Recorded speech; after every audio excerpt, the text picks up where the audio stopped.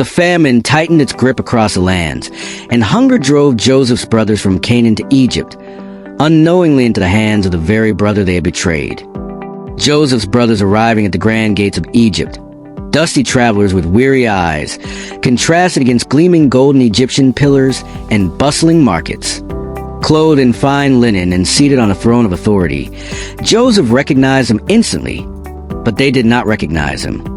Joseph in regal Egyptian garments, seated on an elevated throne with stern eyes, gazing at his kneeling brothers who bow in submission, unaware of who he truly is.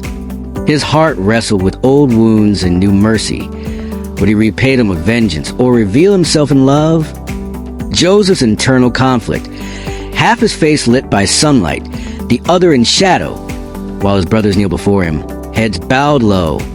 To test their hearts, Joseph accused them of being spies and held Simeon prisoner until they returned with Benjamin.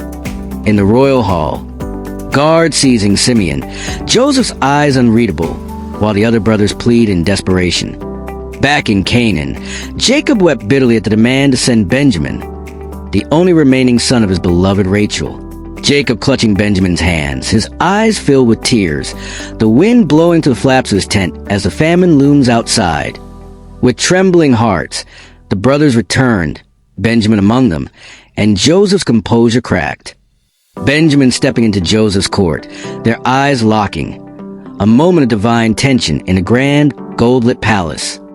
Joseph prepared a feast, seating them in order of their birth, and astonishment rippled through them like thunder. Banquet hall.